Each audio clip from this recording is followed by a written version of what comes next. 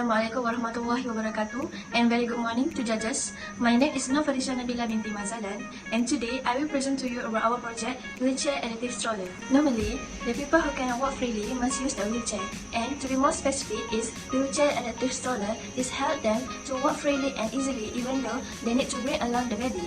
The concept of an attachment for the stroller and the wheelchair we will produce is to make easier for the needed people of community, especially for disabled people who don't work on the wheelchair.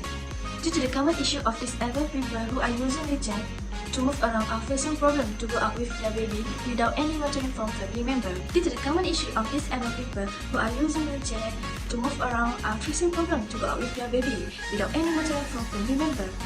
They are having trouble to walk the wheelchair while carrying their baby since both acts require both of their hands. In this situation, they will not be able to go out with baby by their own without any supervision from family members since they need someone to push or pull the wheelchair or carry their baby. This problem can be observed at the shopping complex or at the park. Disabled people with wheelchair who are carrying a baby unable to move anywhere when temporarily abandoned by their family or caregiver. The objective of this project are to design and innovate a product with some additional function to be used for user or disabled people and also give a solution for community application. Next, to propose a multi-purpose attachment that can be easily for stroller, whether going up or down, also can push or pull the stroller. 3 manufacturing processes will take part in the production of this product. The last one is to give more safety for the user or disabled people to carry the baby while sitting on the wheelchair. Next is functionality of the product. Firstly, the function of this product is to help the people with special needs, especially parents who are using wheelchair that has baby under their care. Next function of this product is it can reduce the time it takes to lift the baby from the stroller to the car. Another function of this product is to make sure that the baby is in a safety condition since it is not safe to carry around the baby by holding them. The function of this product is it will increase the performance of the stroller compared to other strollers. For the last function is it has a high potential due to this disabled people can depend on their own without anyone else guide because it is very easy to attach and detach the attachment for the wheelchair. There are several components of parts in this product. Firstly is spacer. The function of this spacer is to tighten the screw on the wheel. Second component is upper framework. The function of upper framework is lightweight and easy to control. Also, the material used is easy to work. The third component is bracket. The function of this bracket is to ensure that the wheels are not easily removed and loose. Next function is trolley. The function of this trolley is to help the pusher easy to push the stroller while sitting on the wheelchair. Next component of this product is lower framework. The function of lower framework is lightweight, easy to attach at the wheelchair, not easy to crack, and for the last one is the material used is easy to work. The last component of this product is wheel. The function of wheel is connected to a freely rotating member. Next, it is allow great maneuverability and provide good control for the pusher. And the last one is it can reduce vibration acting on the baby and the pusher's hand.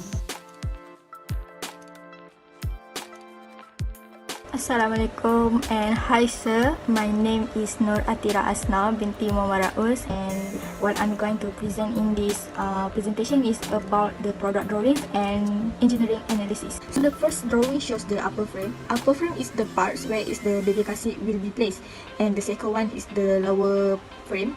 At the lower frame there is a hinge. Hinge is the component that are going to grip and attach to a wheelchair. And the third one is the spacer. Spacer is something in the wheel. And number 4 is the wheel.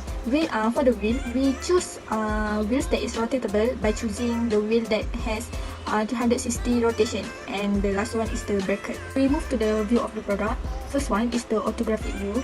Orthographic view is the 3 standard view of the product. And the exploded view is showing the relationship or the order of the assembly of the various part in this in the product.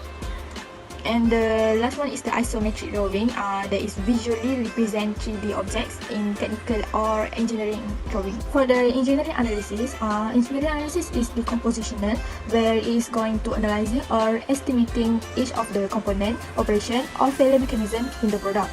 So we are going to determine structural analysis for our product, and it is going done by simulation in SolidWorks. So use FEA approach, which is finite element analysis. So in the simulation, we are going to analyze static stress on the upper frame and the lower frame by placing 200 Newton force acting on it. We are going to analyze von Mises stress, displacement, strain, and factor of safety in the product.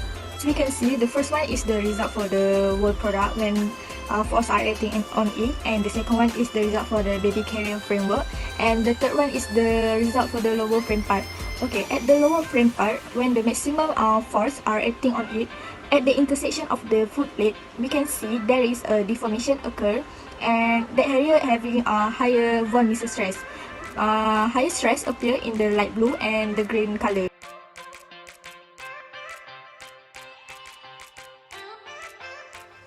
Assalamualaikum and hello. My name is Muhammad Shazwan bin Sulaiman, and now I'm going to explain about our product costing. So these are three main components in our product costing. The first component is variable cost. Variable cost consists of two costs. The first one is material cost. This slide shows the full list of material cost to produce one wheelchair adaptive stroller. So the total cost for the raw material is RM198.30. The second one is labor cost.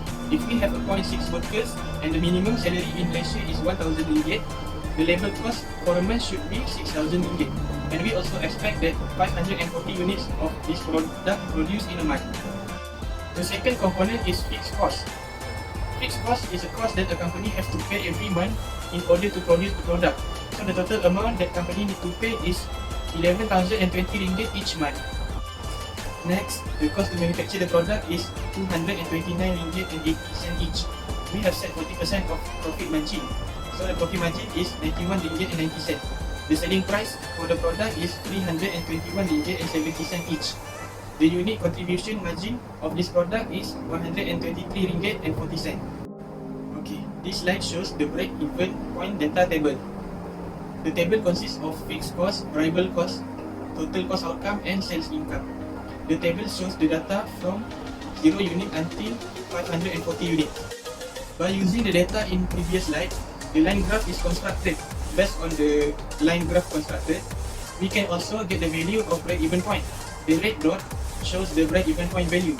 So the value for the break-even point is 89 unit and RM28,631.30. The last part in product costing is return of investment. Return of investment means the percentage of investment gains compared favorably to its cost. So the return of investment for this product is 51.94%.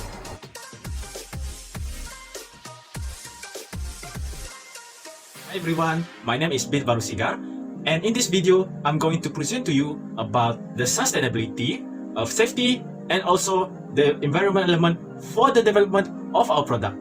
The reason why we need to consider the sustainability of our product is because we want to make sure that our product is very eco-friendly, it doesn't harm the nature, and also it can be used in a long period so that we can preserve the natural resource of the earth. So for our product, which is the wheelchair adaptive stroller, we choose aluminium as the material for our product. Why do we choose aluminium? This is because aluminium is one of the sustainable material in the world. Why is so sustainable? Because aluminium is very lightweight, it is durable, and also is highly recyclable. And also, it only requires 5% of energy to create a primary aluminium.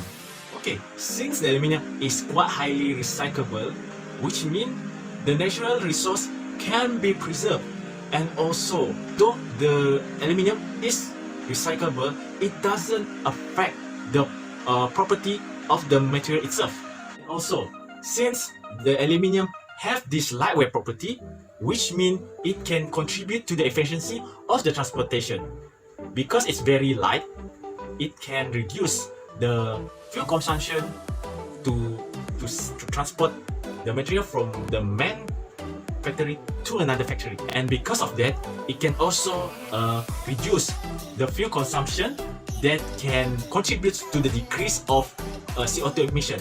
Or because of that also, it can also reduce the greenhouse effect and the global warming on the earth. And also, as you can see here, these are some of the data that I collected regarding the use of energy to process this product, and also some of the data for the CO2 footprint. So our hopes when we try to develop this product is to help the people in need, especially the disabled parents who are trying to take care of their young child and want to try to make their life easy. That's all from us. Thank you.